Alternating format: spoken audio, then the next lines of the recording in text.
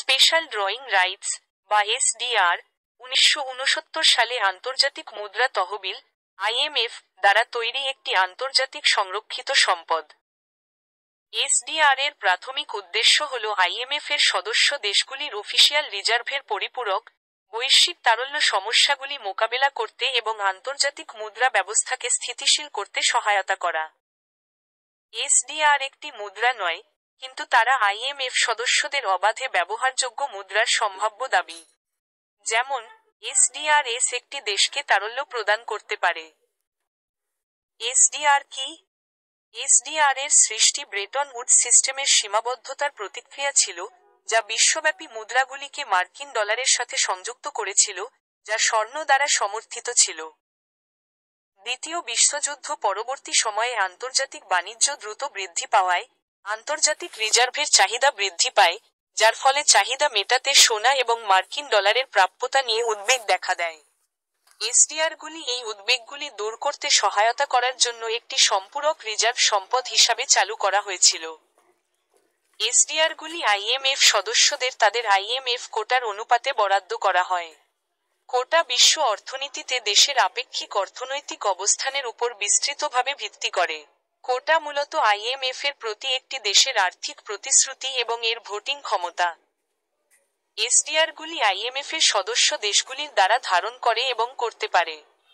আন্তর্জাতিক অর্থপ্রদান নিষ্পত্তি, অন্যান্য মুদ্রা ক্রয় বা আইএমএফ ঋণ পরিশোধ করতে ব্যবহার করা হবে।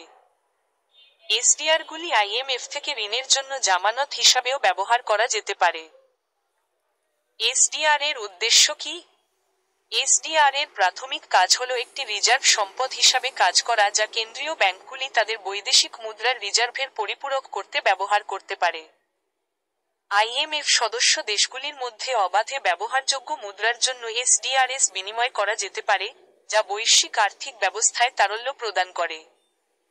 এই ফাংশনটি আর্থিক চাপ বা সংকটের সময় বিশেষভাবে গুরুত্বপূর্ণ হয়ে ওঠে যখন দেশগুলি বৈদেশিক মুদ্রা অর্জনে অসুবিধার সম্মুখীন হতে পারে। এসডিআরগুলি আইএমএফ এবং অন্যান্য বেশ কয়েকটি আন্তর্জাতিক সংস্থার অ্যাকাউন্টের একক হিসাবেও কাজ করে, আর্থিক লেনদেনকে মানসম্মত করতে এবং আন্তর্জাতিক সহযোগিতার প্রক্রিয়াকে সহজতর করতে সহায়তা করে। এসডিআর কি একটি মুদ্রা? এসডিআর একটি মুদ্রা নয়, বরং তারা প্রধান আন্তর্জাতিক মুদ্রার ঝুড়ির উপর ভিত্তি করে। এসডিআর এর মান এই মুদ্রার বিনিময় হারের ওজনযুক্ত গড় দ্বারা নির্ধারিত হয়, যা বর্তমানে মার্কিন dollar, euro, Japanese yen, British pound এবং চীনা রেনমিনবি অন্তর্ভুক্ত। বৈশ্বিক অর্থনীতিতে মুদ্রার আপেক্ষিক গুরুত্ব প্রতিফলিত করে তা নিশ্চিত করার জন্য আইএমএফ প্রতি 5 বছরে এসডিআর বাস্কেটের গঠন পর্যালোচনা করে। কেন এসডিআর গুরুত্বপূর্ণ? এসডিআর এর গুরুত্ব বিশ্বব্যাপী আর্থিক ব্যবস্থায় তারল্য এবং স্থিতিশীলতা প্রদানের ক্ষমতার মধ্যে নিহিত। একটি সম্পূরক রিজার্ভ সম্পদ হিসাবে পরিবেশন করার মাধ্যমে এসডিআরএস একটি একক মুদ্রা বা সীমিত সংখ্যক রিজার্ভ মুদ্রার উপর নির্ভরতা কমাতে সাহায্য করে, এইভাবে আরও ভারসাম্যপূর্ণ এবং স্থিতিস্থাপক আন্তর্জাতিক মুদ্রা ব্যবস্থার প্রচার করে।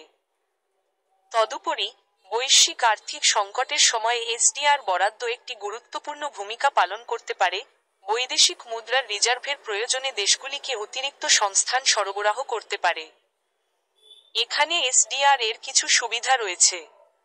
তারা একটি রিজার্ভ সম্পদ যা কোনো নির্দিষ্ট দেশ বা মুদ্রার সাথে আবদ্ধ নয়।